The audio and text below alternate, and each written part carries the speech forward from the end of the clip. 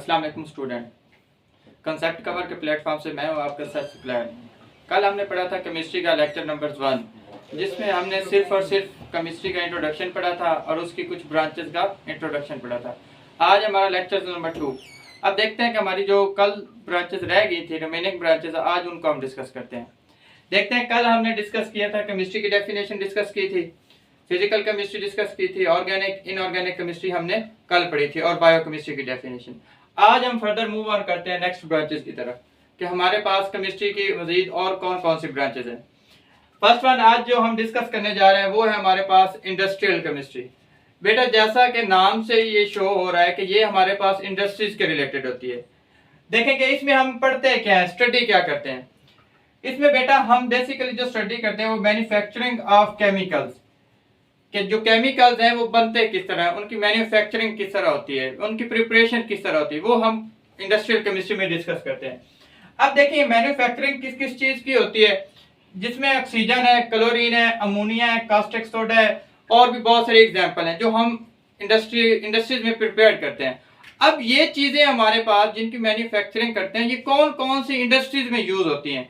अब देखिए कि हमारे पास ये जितनी भी चीजें हम बनाते हैं, oxygen, chlorine, ammonia, caustic soda वगैरह, ये हम इंडस्ट्रीज में यूज करते हैं। फर्टिलाइजर इंडस्ट्रीज में, सोप इंडस्ट्री में यूज करते हैं, उसके बाद पेंट इंडस्ट्री में यूज होता है और पेपर इंडस्ट्रीज वगैरह में, और एग्रीकल्चर में भी इनका बहुत वसी इनका यूज है। उसके बाद देखें कि हमने नेक्स्ट ब्रांच कौन सी पढ़नी है। अब देखें, अगर इसके रिलेटेड आपका कोई मिसकंसेप्ट हो, कोई क्वेश्चन हो तो आप पूछ सकते हैं इन कमेंट सेक्शन। अब फर्दर मूव ऑन करते हैं नेक्स्ट ब्रांच की तरफ, जो कि हमारे पास है न्यूक्लियर केमिस्ट्री। अब देखें, न्यूक्लियर केमिस्ट्री नाम से जाहिर हो रहा है कि ये हमारे पास एक न्यूक्लियर प्रोसेस है। इसमें क्या होता है कि हमारे पास रेडियो एक्टिविटीज होती है। रेडियो एक्टिविटीज क्या होती है कि रेडिएशन का एमिट होना, रेडिएशन का खारिज होना। उसके बाद हम इनकी प्रॉपर्टीज भी इसमें डिस्कस करते हैं। अब देखें कि बेसिकली हमारे पास न्यूक्लियर केमिस्ट्री होती है, इसमें हम जो डिस्कशन करते हैं, डिस्कस करते हैं, वो एनर्जी ऑफ एन एटम करते हैं कि एटम की एनर्जी क्या है।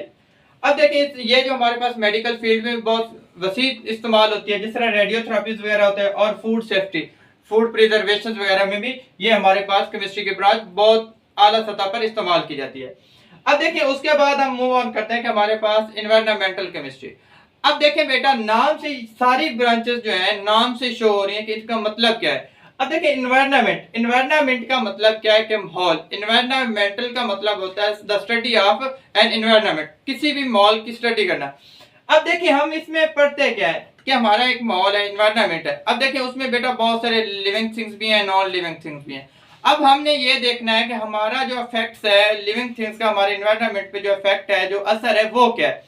अब देखिए, पहली बात है कि हमारे इन्वायरमेंट में कंपोनेंट्स कौन कौन से होते हैं, कि हमारा इन्वायरमेंट किन किन चीजों से मिलकर बना हुआ होता है। अब फिर हम उसके बाद पढ़ते हैं कि हमारे पास इफेक्ट ऑफ ह्यूमन एक्टिविटीज।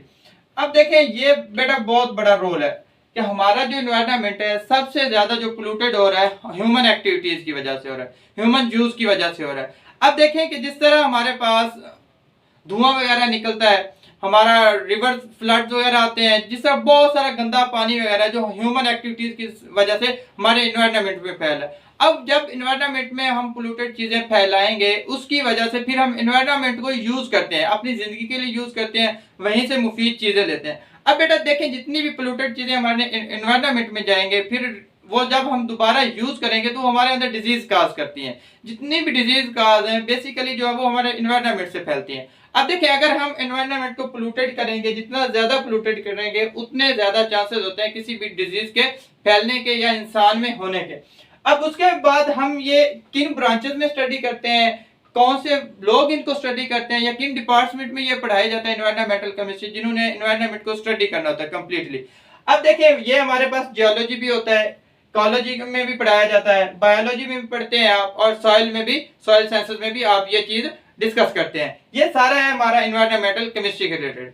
उसके बाद आज के हम लास्ट ब्रांच पे आते हैं। जो हमारा ब्रांचेस का सिस्टम था, ब्रांचेस के जो हमारे लेक्चर्स है वो खत्म हो जाएंगे। लास्ट ब्रांच हम पढ़ने जा रहे हैं वो है हमारे पास एनालिटिकल केमिस्ट्री। बेटा, एनालिटिकल केमिस्ट्री जैसा कि नाम से शो हो रहा है कि एनालिसिस, इसमें हम किसी भी चीज का एनालिसिस करते हैं, उसका तज्जिया करते हैं कि उसमें क्या क्या चीज है, किन किन चीजों से वो मिलकर बनी हुई, उनकी सेपरेशन वगैरह करते हैं। अब देखिए सबसे पहले तो होती है सेपरेशन। बेटा अगर कोई भी चीज है वो दो तीन चीजों से मिलकर बनी हुई, उसकी फॉर्मेशन दो तीन चीजों से, जो इनकी हम सेपरेशन कहते हैं कि इनमें कौन कौन सी चीज है, कितनी कितनी उनकी क्वांटिटी पाई जाती है और उसकी क्या क्वालिटी है, ये हम इसकी सेपरेशन में डिस्कस करते हैं।